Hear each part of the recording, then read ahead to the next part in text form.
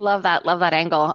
So sticking a little bit with your analogy of the inside baseball, what challenges do you think singers face when performing early music, and how do those challenges shape the final sound?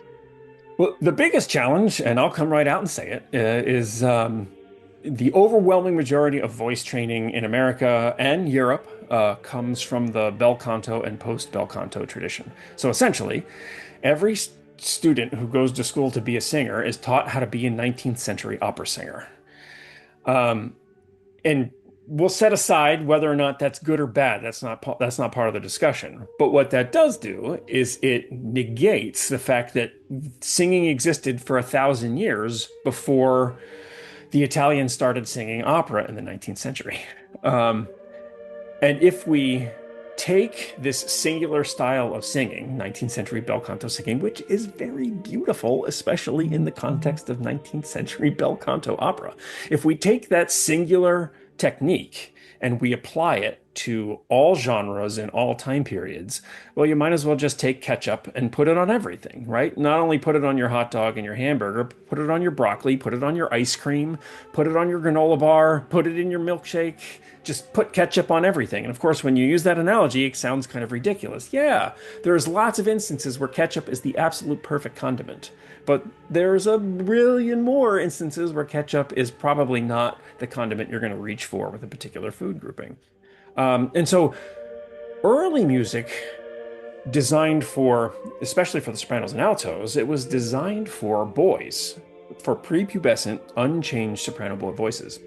The concept of an adult woman singing is still a relatively new invention on the grand scheme of musical history, right? Only in the last 200 years or so have adult women been welcomed as part of the academy as singers. Everything before that, before 1800, it was mostly men. And certainly for all of this church music, it was all boys. For all of Bach's music, there was no women. It was all boys in his choir. It was all young prepubescent boys. Same thing in the Anglican Church, all prepubescent boys. We know the sound that that creates, and that prepubescent boys sometimes can sing with vibrato, but when they do, it's very minimal. And of course, it's not a very powerful tone either. So it's a softer, more intimate sound. It has exceptionally less vibrato, and that also affects how the tenors and basses are going to sing because an adult tenor or bass, a post-pubescent adult male, can't sing in full bel canto style when you have a bunch of boys in the soprano section because the adult male voice is going to blow them out of the water every You single won't time. hear yes, you won't You hear the wouldn't higher hear them, tones. so it creates balance problems. So it's not just that we're swapping out the boys for adult women, but we also realize that when you do that, it changes the way that the tenors and the basses have to approach the repertoire as well, because now they are balancing a completely different set of overtones and harmonic series to make the choir sound pleasing.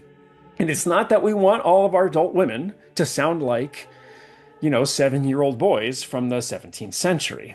But we have to realize that that was the idealized sound for which this music was composed. And if we approach it knowing that it was designed for these types of voices, then we can help the modern adult voices, both men and women, approach that music in a way that gets it closer to, how it was designed to sound, knowing that we can't get it perfectly how it was designed to sound unless we're all gonna swap out the sopranos and altos with prepubescent boys and train them in solfege from the very beginning. There's a handful of those choirs left. There's a handful of them left in England, and of course the papal choir in Rome still kind of operates this way. So there are places where you can go and hear this music exactly as it was designed to be heard.